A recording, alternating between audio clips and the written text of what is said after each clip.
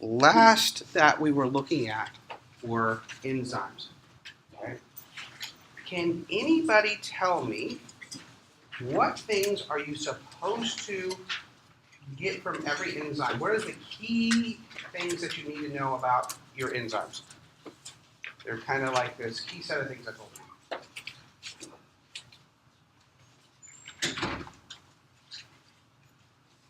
Name, substrate, product, cofactor, regulator, sequence, binding mechanisms, amino acids. Oh, good. We read the list. So when we look at it, we need to know the enzyme, okay? Usually, probably the name.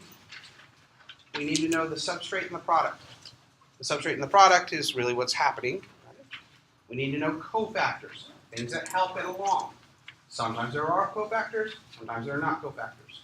What is a cofactor? Something that helps the Yeah, something that helps the enzyme. And the enzyme is a protein, so it's anything bound that facilitates the reaction that is not peptide. As simple as a metal, ion, or as complex as a organic structure, something like heme, a very large organic structure. Most of the time, cofactors come from vitamins. You'll see vitamins derived as cofactors in proteins. And a vitamin is something that is essential for us, but we do not synthesize. So we have to ingest. And it gets all the way fundamentally down to it is going to be something inside an enzyme that makes it functional. And if you have that absence, then that whole pathway doesn't work. If that whole pathway doesn't work, you got issues. And so we don't want issues. All right.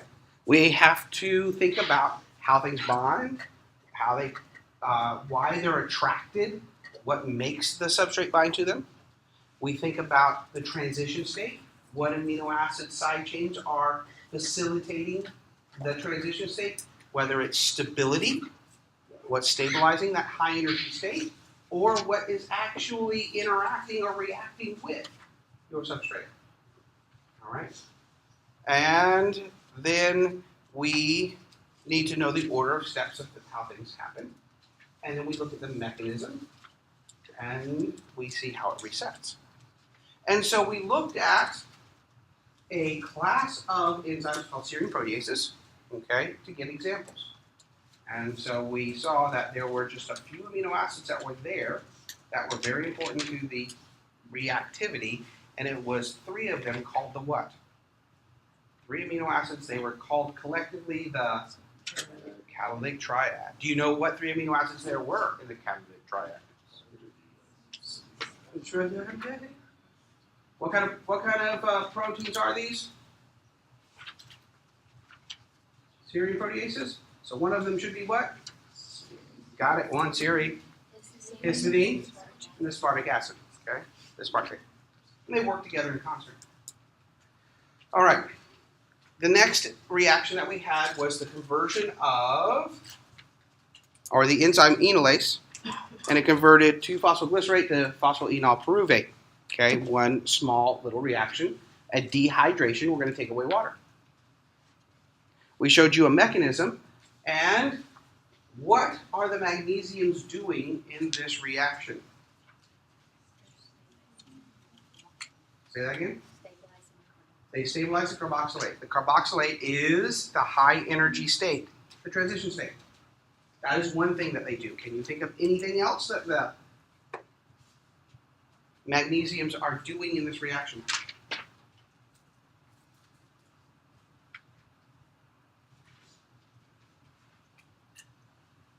Obviously, they're going to coordinate that extra negative charge, right?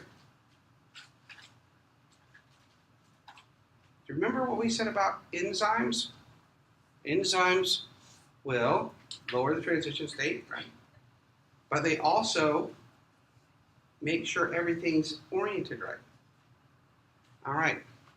The magnesiums in this case, yes, are going to stabilize the transition state, but 2, they attract, and 3, orient the 2-phosphoglycerate into the right conformation or where it needs to set inside that enzyme.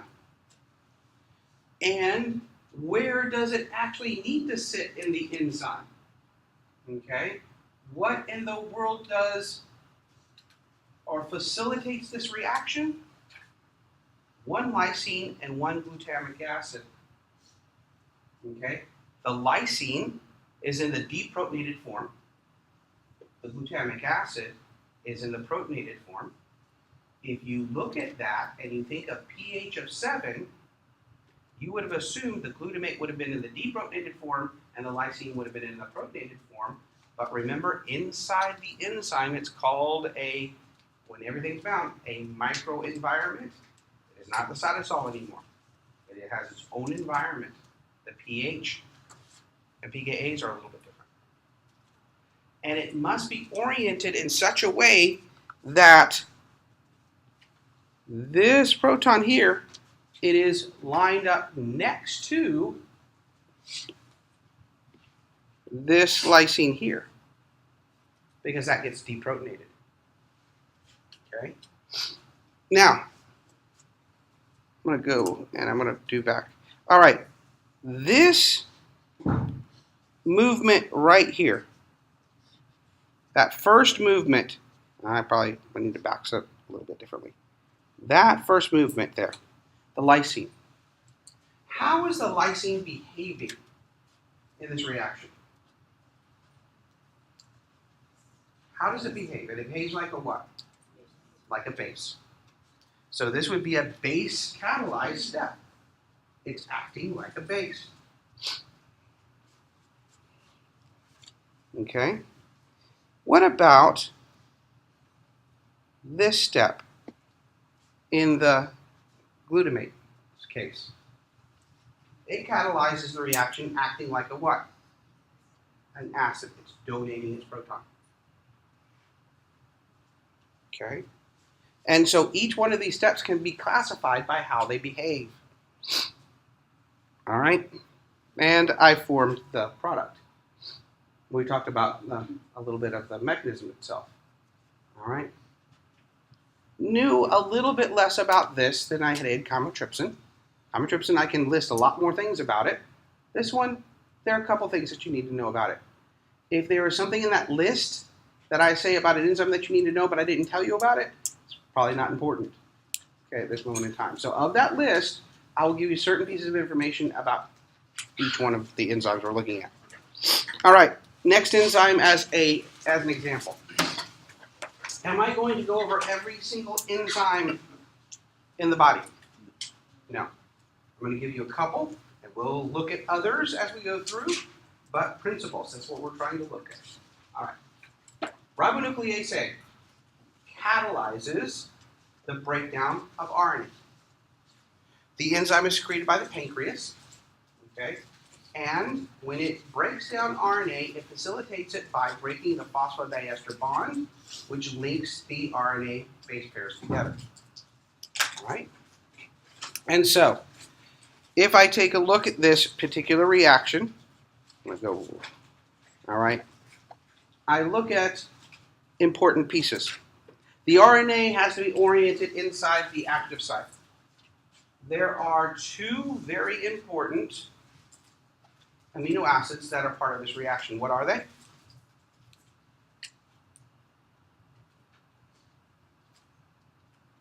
What are the two important histidines? Now, what's interesting about these histidines? Histidines are usually charged polar molecules, but they're sitting inside the middle of the protein. When proteins fold, what do we try to put on the inside? Hydrophobics. If you put in a polar molecule on the inside, thermodynamically, it's not stable. The protein has to overcome putting something polar on the inside. But usually something polar on the inside becomes very important to the function. And so we're going to find this function. Now, in this particular isozyme in the body, in the mammalian cells, we have histidine version, that's number 12, and histidine 119. These are the amino acids that are important. And look at what happens with histidine 12. It acts like a what? It behaves like a base. Now look at histidine 12. Is it charged? Before the reaction. No, it's in the deprotonated form. What about histidine 119? It is charged. Those are relatively close in proximity inside space. The histidine, though, one is in the deprotonated state, one's in the protonated state for this enzyme to be active.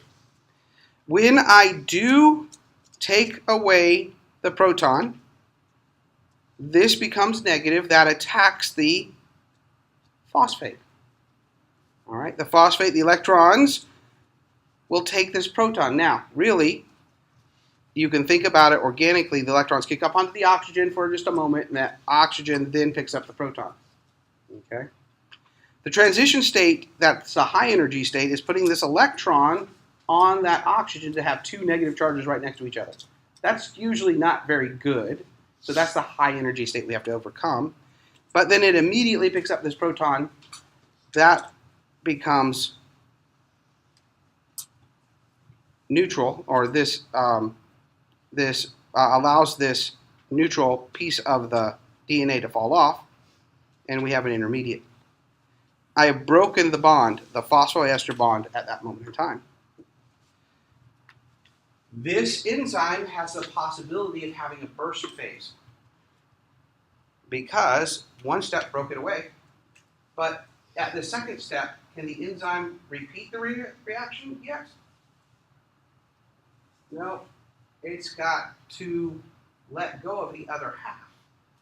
To do that, what's going to happen is water is going to come in and do a secondary reaction. And now, histidine 119 is acting like a what? A base. This hydroxide attacks. I kick up, I kick down, and then this falls off. And this acts like a acid. So, if I ask you in this mechanism, does histidine 12 act as an acid or a base? The answer is what? Yes. Okay, in the overall reaction. In one step, it acts like a base. In one step, it acts like an acid. And so I could identify or draw a mechanism and ask you, what does this arrow behave like? Okay? And so I could ask something like that. Once this cyclic intermediate has been broken, the other piece of this DNA can fall away, or sorry, RNA can fall away, and I have broken down RNA. Okay. Orientation. The base on the 3' side must be a pyrimidine, which is the smaller base ring system, because purines are too big. So there is a orientation. It must be RNA, because DNA lacks the 2' hydroxide, which is the first step in the reaction. And so you can mix DNA and ribonuclease A all day long, no reaction will happen. But it will destroy the RNA. Now, ribonuclease A is made all the time. It's actually even on your hands. Okay, it is really part of your defense mechanism because a lot of viruses have RNA as part of their genome. And so if you are actually working in the lab with RNA, RNase is everywhere. And so you actually have to use specialized, cleaned and purified gloves and tips and materials that are RNase free, because it is just so pervasive that if you're using RNA and you're using regular things, most likely the RNase is there and it'll break it down. The optimum pH of this reaction is about 7. When that happens, that really indicates that there are probably protons being deprotonated and protonated. And the X-ray crystallography, before we understood what this mechanism was, shows 2 histidines and 1 lysine in the active site. Okay? Now, what we did was this. To actually identify and know that the histidines were reactive, we mixed the enzyme with a alkylating agent, organic reaction that will have a great leaving group. And so iodoacetate was added to the mixture. And we mixed it. Now, the enzyme has lots of histidines. Histidines are normally not very reactive, especially if they're oriented towards the polar water. And when we mixed it all up, we actually found that there were 2 histidines that actually were the only ones that reacted with this reagent, histidine 12 and histidine 119, indicating that these were in a protonation state that could become protonated and deprotonated, and they were reactive. This helped us confirm that the X-ray crystal structure that these 2 on the inside might be reactive shows that they are reactive. And so we were able to see that. Also, after we allowed the enzyme to be reacted with these, we then tried to use the enzyme, and the enzyme was dead after they were alkylated. So what we did was we modified the ones that were reactive, and once they were modified, they couldn't facilitate the reaction. Now, I said that there were 2 histidines that were important and 1 lysine. Let's go back to the mechanism slide. Can you see where the histidines are important? Okay. I didn't put in this slide, or at least the book didn't put in this slide, the lysine. Why would lysine be important in this reaction? Where would you predict it would be important? Okay. Let me number some things for you. Would it be important in step number 1? Would it be important in step number 2? Would it be important in step number 3 or 4? I'll do it there. Would it be important in step number 1, 2, 3, or 4? Or would it be between 1 and 2, between 2 and 3, between 3 and 4? Now I'm really going to mess you up.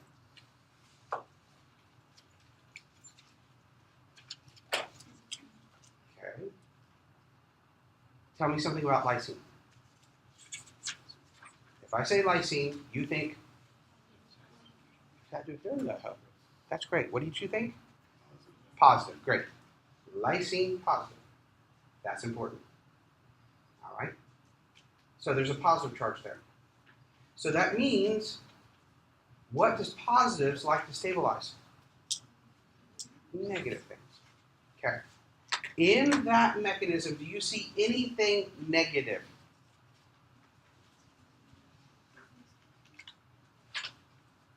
That is more negative than anything else. Okay, let's think about this.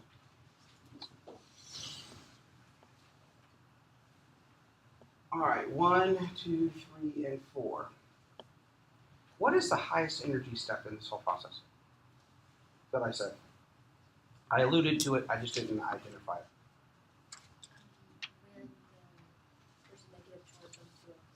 When there's 2 negative charges on 2 oxygens.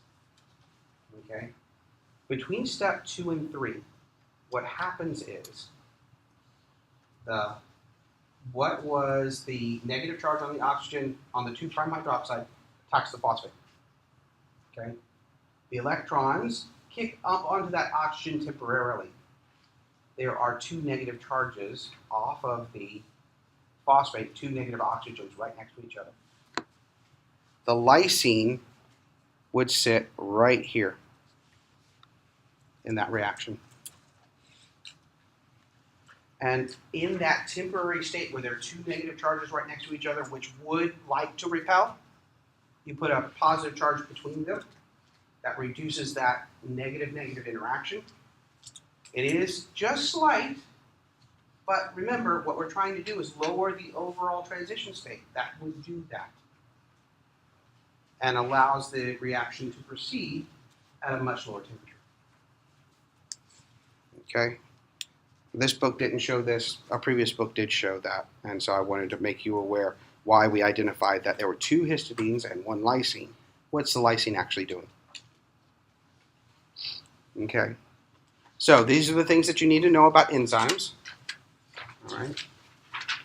Up to this point in time. Okay. Let's add one more thing.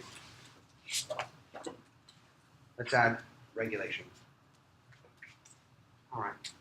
We have a lot of proteins and enzymes and pathways in the body. Here's the deal. Most of the time, diseases come not necessarily from the absence of something, okay, but from it not turning on or turning off correctly.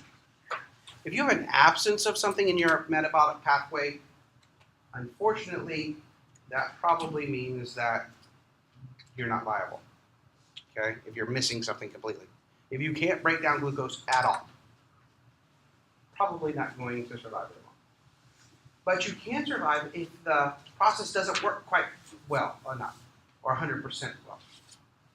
And so a lot of things that we look at are the regulation of what's going on, and we manipulate metabolism and biological pathways through these regulatory events. Sometimes we try to make them go faster, sometimes we make them go slower, and we can use small molecules like drugs to do that.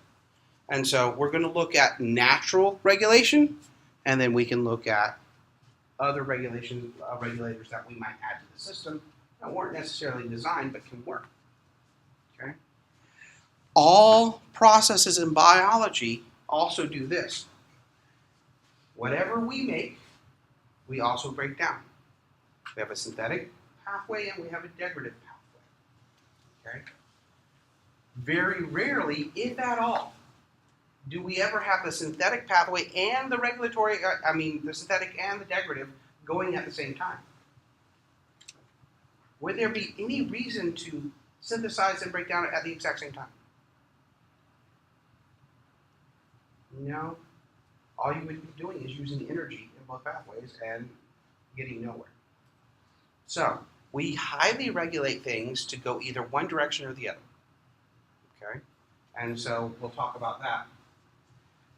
There are very complex pathways. Now, has anybody been in my office and right behind my head on the wall, not the Doctor Who and not the Firefly, but the actual science stuff, there's this big chart that has all of these reactions?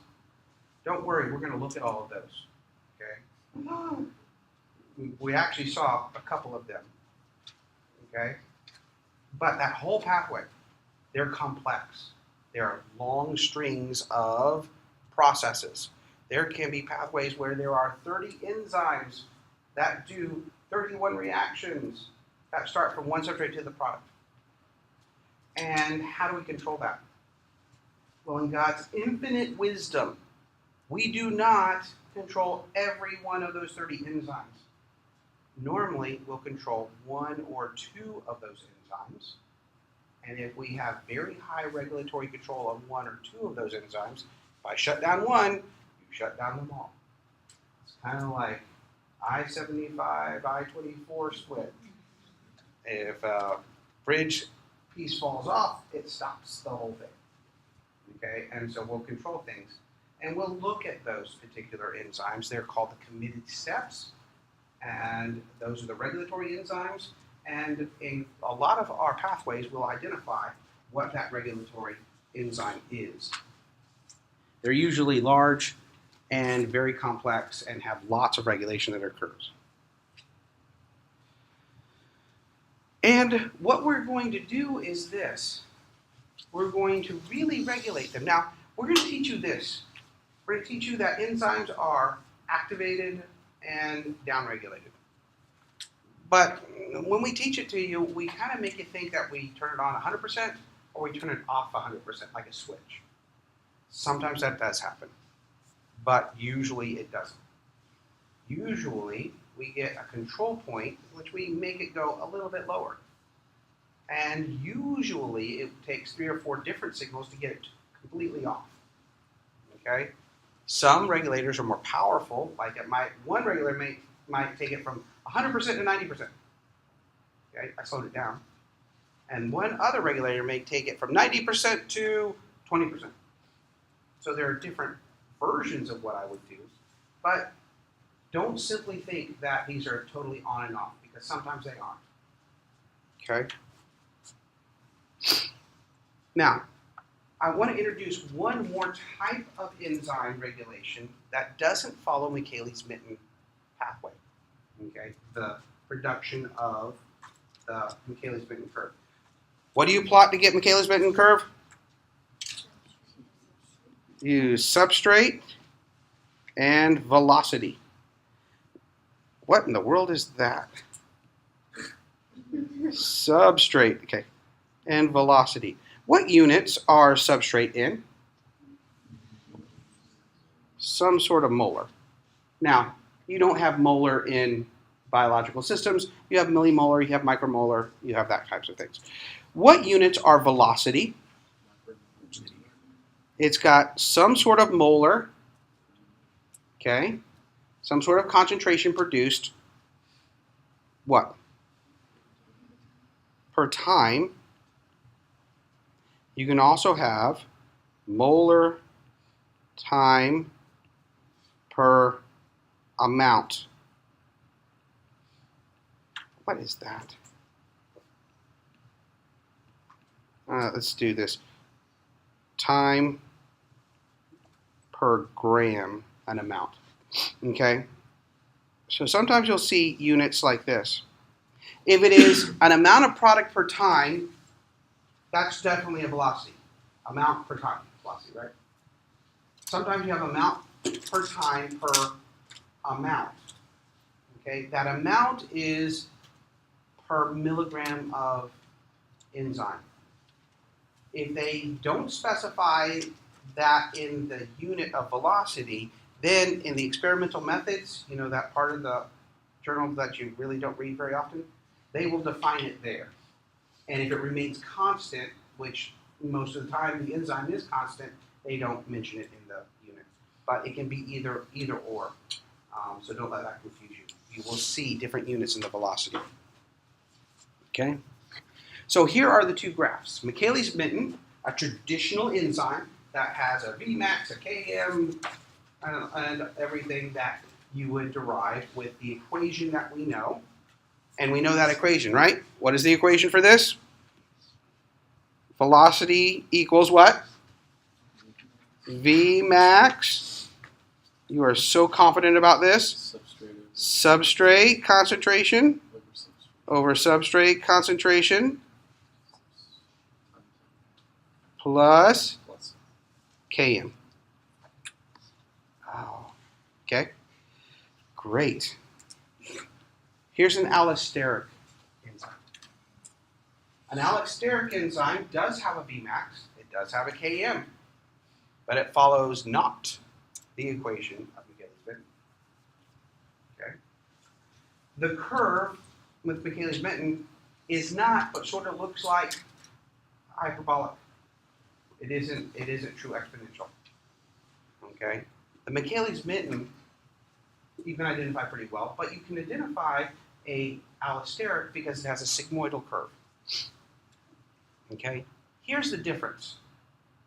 A Michaelis-Menten has one rate. Okay? A single rate throughout its entire wherever it works. An allosteric enzyme is a more complex enzyme, and its rate will depend upon the environment it is in. That means it has a variable rate. That's why the curve looks different.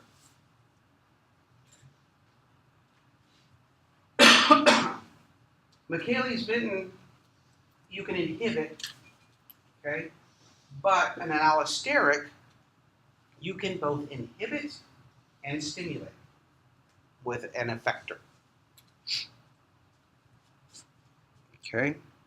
The allosterics, actually, there are a lot of them that are biologically important. All right. You can activate and you can inhibit this.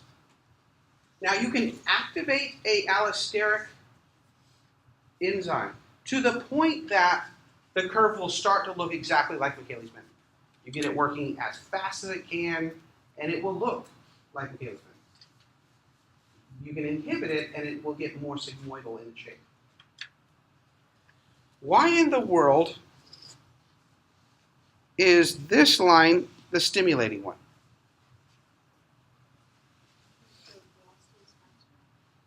The velocity is faster. Is that true? What if I went way on the graph, way, way, way over on the other side? Is the velocity any faster? Way, way, way? Okay? In a certain part, the velocity is faster with smaller amounts of substrate. Okay? And so to distinguish these two, you have to be in a part of a graph that you can see it distinguishing. And the other is inhibitory because at the same concentration of substrate, the velocity is slower. Okay? And so the enzyme here is ATCase. We'll learn what that is later. The stimulating molecule is ATP, and the inhibiting molecule is CTP. And so the control is the enzyme that has the substrate product without the regulator. And so if I add a little bit of ATP to it, which is the molecule that provides the power, I can upregulate and I can downregulate it. Allosteric enzymes have to be multi-subunit. Okay, that's one of the key things about this. Also, the activators will make the enzyme in the relaxed form. An inhibitor will cause the enzyme to become a tense form. Now we learned about relaxed and tensed where? What protein? Hemoglobin. A relaxed form of hemoglobin had what affinity for oxygen? Higher affinity. And a tensed form was a lower affinity. It actually went to the fact that the molecule was either more loose or actually more ion salt bridges were made and it was actually more tense. This has nothing to do with whether they're looser or tense. It has everything to do with can they bind substrate better or they bind it worse. The more binding, the more ES complex. The more ES complex, the more product. And so this is where a defined set of terms for hemoglobin is now translated for general use everywhere. And so usually the activated version is the relaxed, and the inactivated version is the tensed. One of the simplest regulatory events is this. The body, whenever it's doing synthesis and degradation, always has a set point. The body wants to keep at a certain level. What is that level called? Homeostasis. Okay? Now, homeostasis will depend upon, what are you doing? Are you sitting watching TV on the couch? Or are you running a marathon? Your body tries to keep a homeostasis of whatever activity level you are. And so you've got a set point. The best way to reach that set point or a homeostasis event is allow a synthetic pathway to go. The concentration of the product builds up, builds up, builds up, builds up, builds up, until you get to a certain concentration that is normal.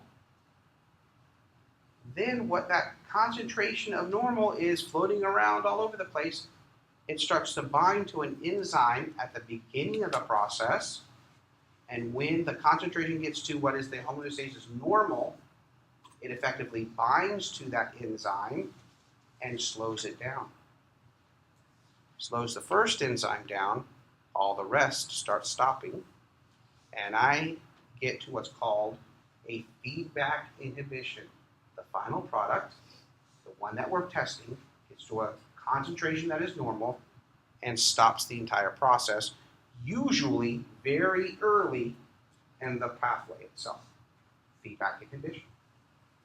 And so that enzyme that starts the whole process has this pocket somewhere that is shaped for the final product. And as long as there's not enough final product, it'll keep the whole pathway going until the concentration gets to the final point that it starts effectively binding. And that's the sensor. And I say, hey, I've made enough. Stop using energy to produce that molecule anymore. Feedback inhibition. And in this case, threonine is the starting point to make isoleucine using several different enzymes. But once isoleucine gets to a certain point, it'll come back and it will stop the enzyme that precedes that pathway down. Okay? Simple. All right, sometimes we have some active control. Some enzymes undergo covalent modification to regulate its activity. That meant, remember, protein made up of all these amino acids, right? And then I said that there are how many amino acids that are naturally existing that make proteins? How many amino acids do we have? 20 of them. But then I said there were some unusual amino acids, right?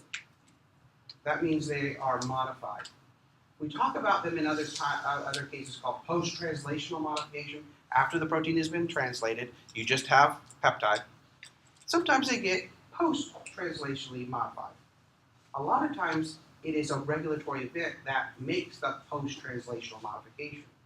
So if by chance there is a serine sitting out there, I can add something to that serine. I can add a phosphate, I can add an AMP, I can add all sorts of different things to it. And when I place something on that serine, it either turns it on or off, upregulates, downregulates it, okay? And when I take it off, it reverses it. There's a lot of different things I can add. We can add phosphates to tyrosine, serines, threonines, and histamines. We can adenylate, put the other part of ATP on, tyrosines. We can put the uridine or the uridate on it. We can do ADP, or we can add methyls to things, depending upon if it's methylated or not, phosphorylated or not. It will change the activity of the enzyme. We will learn lots and lots of these. Okay, this is just the overview of what we can. I'll give you specifics later. Oh, wait a minute. I'll give you specifics now. Okay? Here's an example. We will learn this enzyme much, much more intensely later, but this is glycogen phosphorylase. Glycogen is a store of sugar in your body. Okay? And so if you need some sugar and you haven't eaten it, our body will tell, the brain will actually signal and say, hey, break some of the storage down. So glycogen is a string of glucose. I upregulate glycogen phosphorylase. It will use a phosphate, break down one sugar off the end of that long chain, and I've got free glucose to use and keep myself alive. All right? That is what the enzyme does. Binds glucose, substrate. Product is glucose 1-phosphate plus a shorter glycogen. All right? The reactant is phosphate. Now the enzyme has to be told to be turned on and then told to be turned off. The turning on and off come from the fact that there is a covalent modification. Now, two things. The enzyme works as a doublet. Okay, so I have two of them together and they work together as a pair. Okay, there is a serine on the enzyme. That is the regulatory portion. I can put a phosphate on it, or I can take a phosphate off. So the phosphorylated version, the dephosphorylated version. There are two enzymes that facilitate these. To put on a phosphate, you use an enzyme class called a phosphatase. A class called a kinase. To put on, you use a kinase. To take off a phosphate, you use a phosphatase. And so we have two sets of enzymes. So, it's kind of interesting. The enzyme is glycogen phosphorylase. To actually put on a phosphate, we take the enzyme phosphorylase kinase. I'm going to kinase or phosphorylate the phosphorylase and put it on. And then, if I want to take it off, I will take the phosphorylase phosphatase, and I'll take it off. Okay. Now here are some other clues. A lot of times glycogen phosphorylase, what we do is this. We take off that word and we just call it phosphorylase. Have no idea why, other than the fact that, remember, scientists are lazy, and so a lot of times glycogen phosphorylase is just phosphorylase. So phosphorylase A version is the active. Phosphorylase B version is the inactive. So for this is what you would need to know. For glycogen phosphorylase, if it is phosphorylated, it is active. If it is dephosphorylated, it is inactive. Now, this slide does a little bit better job. It says more active and it says less active. Very rarely are enzymes ever at 0. You get down to an unregulated level, you might be between 1 and 5% active. There's always some sort of little bit of activity. And then when you're activated, you can get up 90 to 100% or anywhere in between. Okay? And so we now know this enzyme exists in 2 different versions, an A and B, an on and off, and it all happens whether I have a phosphate added to the 14th residue or I do not have a phosphate added to it. Okay, and we have 2 different states. Now the A and B will be translatable also. You're going to see lots of enzymes in the A state and the B state. Phosphorylations occur around threonines, serines, and tyrosines. The enzymes that find them to place it on and off are kinases and phosphatases. Well, they don't just find one particular serine. What the enzyme does is it looks for what's called a consensus sequence. It looks for a sequence of amino acids in a certain pattern. It will bind to that pattern, and when it does, there's a serine that it will phosphorylate.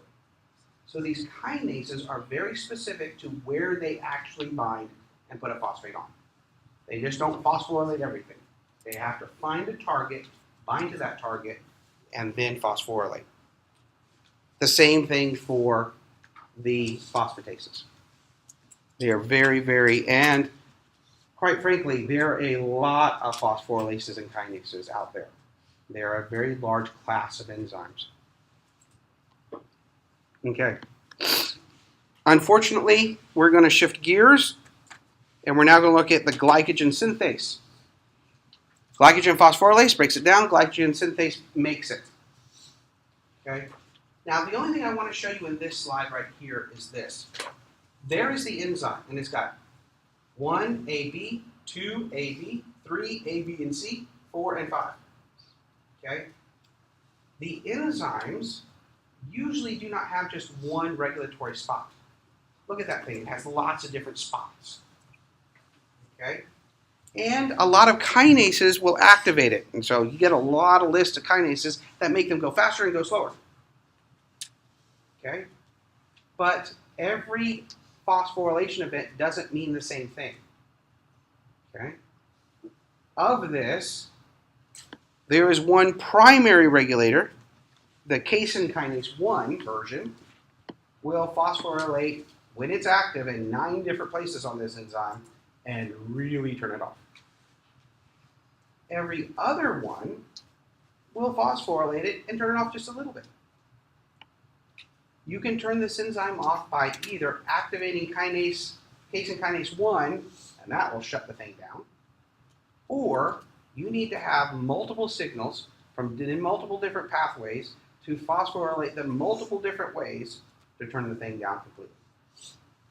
If you just have one signal from one of these other little pathways, we'll slow it down just a little bit, but not totally turn it off. So sometimes these regulatory events become very complex. Okay? On and off, reversible regulatory events. Both feedback inhibition and covalent modification are usually reversible. Proteolytic activation is turning on an enzyme and you can never turn it off. It's kind of unusual. It really only happens in our degradative enzymes.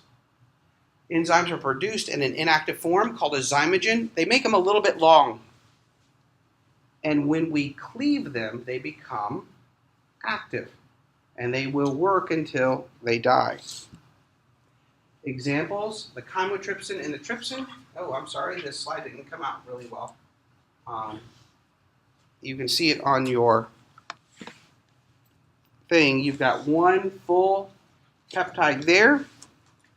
I activate it by cleaving out a portion. And so I break it, and then I break it again.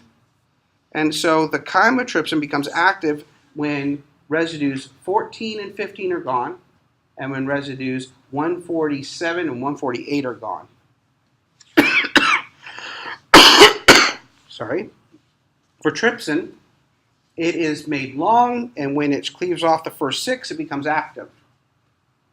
The inactive enzyme is the, in this case, chymotrypsinogen becoming chymotrypsin, or trypsinogen becoming trypsin. And so the ogen tells you it's a zymogen. And so that's easy to know. Last two items are recent discoveries. We have asparagine, which is an amide at the on the R group. By deaminating that to the acid form, that has been shown to upregulate or downregulate enzymes. So converting one of the amino acids from the amide to the acid does that. And the protein prolyl isomerase. Remember, in that folding state, going from a trans into a cis, you move the protein structure very largely. That can affect its overall form. We now know that protein prolyl isomerase is both it helps to fold things, but it also is a regulator. The last thing that we know is two proteins getting together might upregulate it, and one of those is calmodulin. Calmodulin will be sensed to calcium. It binds to proteins and upregulates them, makes them go faster. When calcium goes away, the calmodulin breaks apart, it moves away, and it will make the proteins go slower. All right. That finishes up chapter 7. We have one more chapter to go. All right. And we will look at how to turn these things on and off through regulation and signaling through the membrane.